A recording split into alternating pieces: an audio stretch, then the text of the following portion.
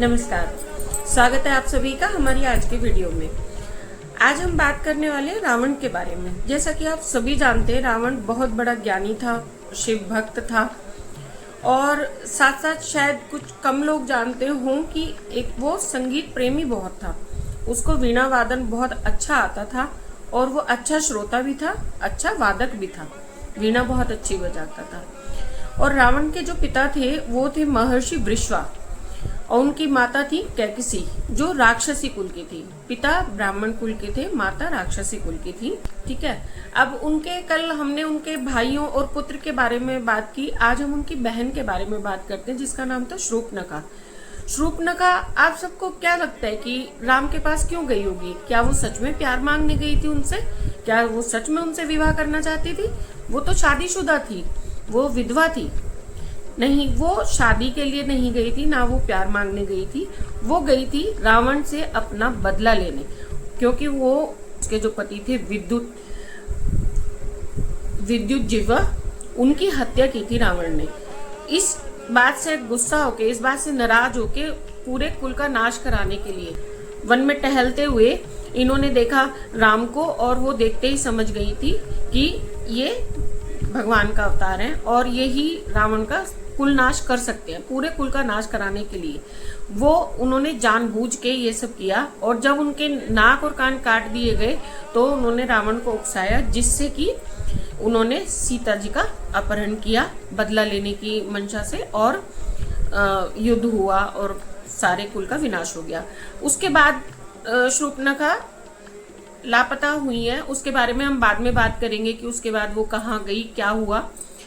तो जब रावण सीता जी का हरण करके ले जा रहा था, जैसा कि आप सभी जानते हैं, रास्ते में पक्षीराज थे जटायु, उन्होंने रावण को रोकने की कोशिश भी की थी और उनसे युद्ध भी किया, जिसमें वो पूरी तरह से घायल हो गए थे। उनके पंख भी काट दिए गए थे और वो मरणावस्था में जब पड़े थे तब राम जी को मिले थे ढूंढने में, और उन्होंने ही उनको संकेत दिए थे कि दक्षिण दिशा की तरफ वो रावण माता सीता का अपहरण करके लेके गया है।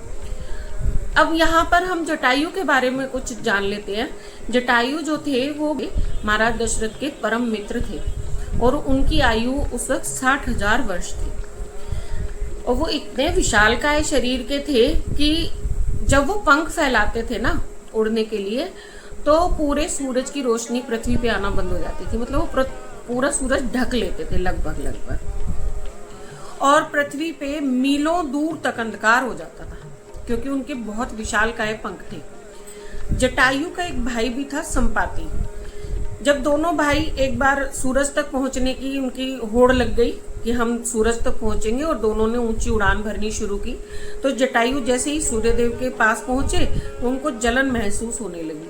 जब उन्हें जलन महसूस हुई तो संपाति ने उनका मंशा उनकी जान ली कि भाई अब इसको परेशानी हो रही है, और बड़े भाई होने के नाते उन्होंने अपने पूरे पंख उनके ऊपर फैला दिए, जिस कारण संपाति के दोनों पंख जल गए और वो धरती पर धराशायी होकर गिर गए। ये बड़े भाई का त्याग था।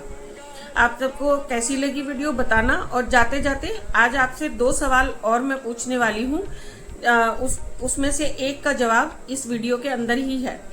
रावण जिस समय राज्य करता था लंका पे, तो लंका का जो झंडा था उस पर कौन सा चिन्ह बना था, ये बताइए। और शूर्पणखा जो थी उसका असली नाम क्या था? कल की वीडियो में मैं आपको उत्तर बताऊंगी। नमस्कार।